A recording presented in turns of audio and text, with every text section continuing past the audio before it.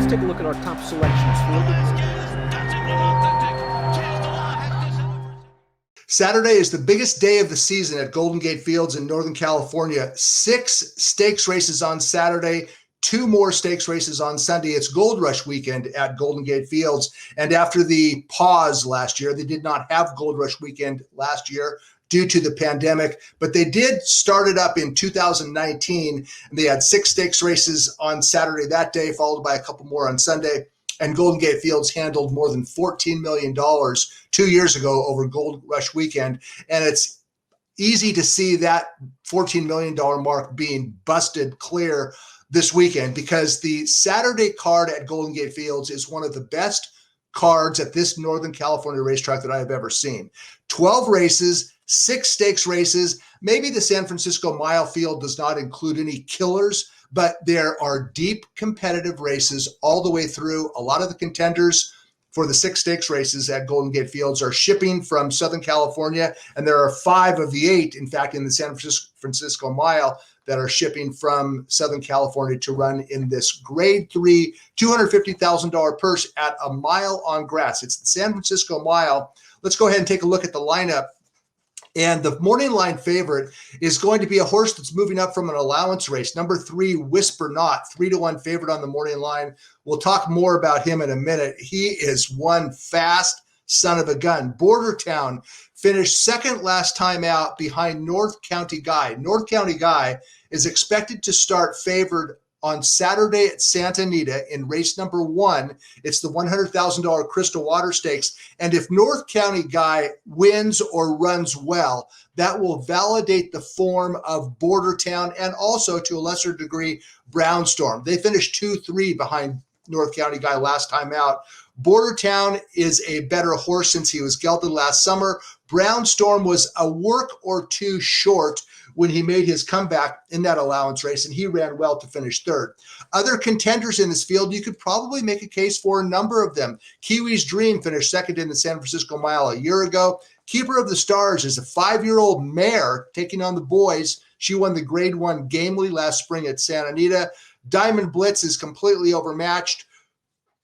Ohio is a 10-year-old coming off a big win at Turf Paradise, and Restrained Vengeance, who shows up every single time and will always be running late. One of the key factors in this race is that 4 of the 8 runners are front runners. Those include number 1, Kiwi's Dream, number 3, Whisper Not, who's probably the speed of the speed, number 4, Diamond Blitz, and also number 7, Brownstorm. So half of the field does the running on or near the front end, and this could be a complete and total pace meltdown, and that would be just fine for Border Town. I'm not going to reveal my selection quite yet. Let's talk first about Border Town and Brownstorm, and go ahead and take a look at their most recent start.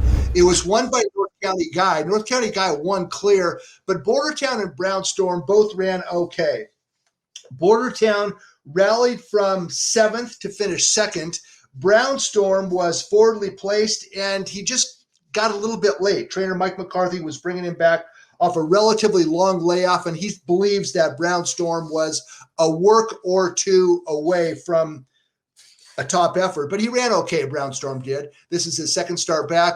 Border and his front-running style could possibly be compromised by the abundance of speed in this field. But as for Border Town, he rallies from behind, and he will get the ideal pace scenario to possibly score a mild upset as the second choice on the program anyway, by line maker Steve Martinelli. Border Town is a definite contender. Okay, another contender, one of the better locals by what I mean is Northern California based locals, is number 1, and that is Kiwi's Dream. And a year ago, he came awfully close to winning the San Francisco Mile. Let's go ahead and take a look. Go back in time year ago and take a look at a very tough beat by Kiwi's Dream a year ago in the San Francisco Mile. He did all the dirty work up on the front end, and Neptune Storm wore him down, but not without a fight first. Kiwi Storm on the inside, Neptune Storm on the outside, and Neptune Storm got the money for trainer Richard Baltus. Baltus, by the way, is the trainer of this year's favorite, Whisper Not. So we know that Kiwi's Dream likes the Golden Gate Turf Course. 3 starts over the Golden Gate Turf Course, 3 runner-up finishes, including the San Francisco Mile a year ago. Okay, how about a 10-year-old? A 10-year-old still banging away in graded stakes company? Yeah, that's exactly what Ohio has done. Ohio was claimed 3 summers ago, and he has another great claim. And this one is trained by Mike McCarthy, and Ohio is still getting the job done at age 10, and he certainly did last time out. It was at Turf Paradise in the Fitzsimmons handicap. Let's go ahead and take a look at Ohio, a 10-year-old winning a $75,000 stakes race. Not only did Ohio win this race, he won it decisively. He won by 2 lengths. He was the 7-5 favorite. Maybe there wasn't a whole lot behind him, but do you want to knock a 10-year-old who has won 11 of 36? I don't. And he is in sharp form right now. Ohio is facing tougher company in the San Francisco Mile, but Ohio's closing style definitely suits the pace scenario. Now, my top selection, despite the abundance of speed, I'm going with the speed of the speed.